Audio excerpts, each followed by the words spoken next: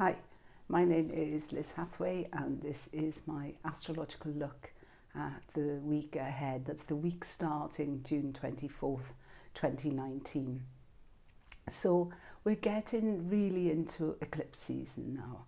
Our first eclipse will be on the 2nd of July. It's a solar eclipse in 10 degrees 38 Cancer. So we know that things in the collective now are sort of subject to scrutiny, subject to disgrace and dishonour. People can rise, people can fall, particularly people, of course, in power and authority, because they are particularly affected by eclipses. On a sort of smaller scale in our own lives, you know, the area, the chart, the house that the eclipse is falling in is kind of highlighted in some way, and the affairs of that house are coming into a sharper focus. So as I say, it's not that eclipses are per se negative, events. What they certainly do is they bring things to light, they place an emphasis and a focus, and things are, sort of drawn towards them. So it's a kind of a culmination very often of events. So yeah, it's the rise and fall really of powerful people. And it's that kind of idea of, bringing things to awareness as well with the solar eclipse, being aware perhaps because the sun is eclipsed first in this series, being more aware of the emotional factors involved. So that sort of moon is sort of quite focused, under the solar eclipse. It's about the feeling side of things.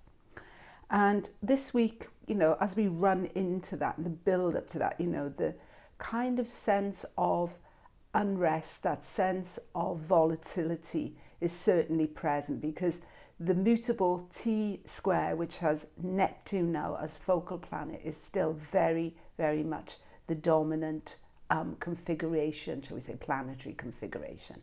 We're not quite in Saturn Pluto yet. Of course, that is the sort of slower beat of the drum, is Saturn Pluto for sure, the base, what's keeping it all kind of tucking away there. But there are faster moving events going on which can shape also Saturn Pluto later down the line. One of the main sort of, as I say, the main thing that's going on in the moment is that mutable T square, which has Neptune, deceptive Neptune, Neptune that, throws up the smoke screen. If we think about, Neptune, then we can think of things like, water, navel, oil, deception. These are all kind of key Neptune words. Monday, we have Venus engaging, that T-square coming into exactitude there with Venus square Neptune. This is Monday. So, women in a way, and women perhaps as victims, because Neptune can quite have something to do with sacrifice, something to do with the saviour complex, something to do certainly with, as I say, with the idea of the victim. It's a very artistic square on Monday. It's also about longing for love. It has a very nostalgic feel to it. It's also about surrender, about beautification, making yourself appear other than you might really be, the sort of disguise, shall we say. And the unveiling as well, Venus square Neptune. It's also about worship and honouring.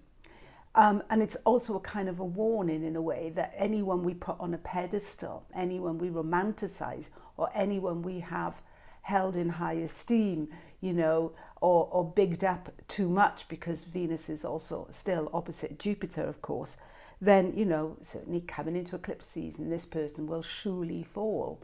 If you're on a pedestal, there's only one way to go, and that's off it.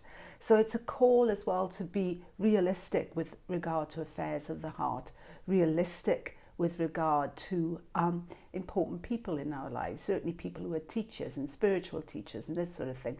We shouldn't place people on a pedestal. We need to sort of keep hold of our own centre in things. So that's interesting, that Venus square Neptune, especially because, as I say, Neptune as well is very tuned into, Mercury at the moment. Mercury is just at the end of Cancer, ready to change, which as well, when planets are about to change sign, they come into the last degrees. there's a volatility there as well. So Venus moving out of Cancer this week, and on Thursday moving into Leo. So when we get Mercury in Leo, you know, I think of things like the showman, you know, the big talk, the dramatist. It's kind of quite hot as well. And we know that, you know, down the line, there's Uranus in Taurus. There's going to be a square coming up there when those two, you know, hit.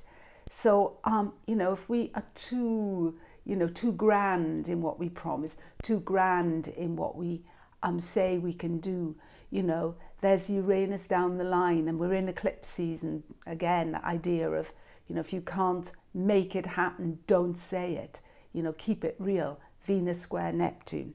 Just keep it real. That's really important as well with Saturn, Neptune sextiling each other this year. You know, if we keep it real, then we're on track. We're doing okay.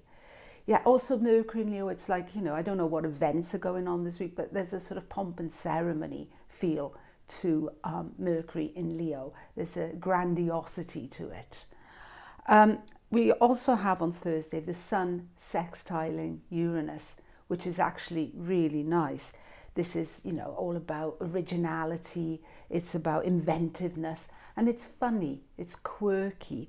You know, it's fun. It's also tomfoolery in a way, you know, but, you know, sometimes a fool can be wise. So there's wisdom there. There's intuition coming through with Uranus. It's like, you know, the grasping the whole of the situation in a flash, in an instant. This is very much how Uranus works. You know, it gives that kind of flash of insight. When we get into Friday, we have a kind of a nice energy coming in because the moon is going into Taurus. So Friday, Saturday, we have that lovely Taurus moon. So this makes it a great time to be with family, to be around people who feed us, who nurture us, who make us feel comfortable.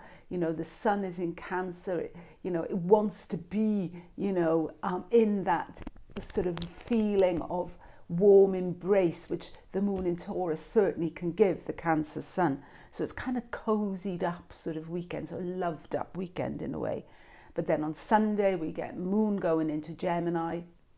And of course, once the moon gets in there, then the moon is going to be as well, you know, coming into that T-square, triggering that T-square, you know. So again, then as we come into the new week, as we come into the week of the first eclipse, that sense of changeability, volatility, events moving quickly and not always in ways we have under control, that re-enters with that moon moving into Gemini on Sunday.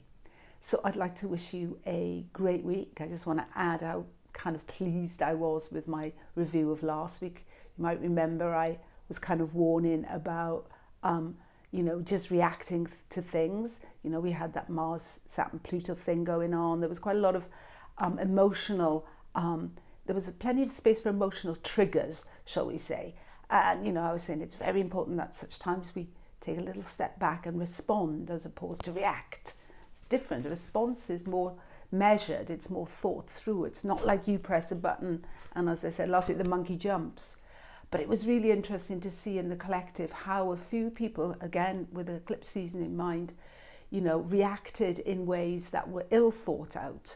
And as a result, you know, potentially put themselves in compromising situations. So, yeah, interesting stuff there. I'm thinking, of course, of Boris Johnson, and there was some top Tory minister as well who grabbed a Greenpeace protester by the neck in a sort of, you know, reacted like heatedly, you know, without sort of breathing and thinking about it first. Okay, I'm wishing you a fabulous week here in Amsterdam. It's going to be hot, hot, hot. So I'm wishing you sun, sea, sand, whatever. Have a great week. Thank you for listening. Bye.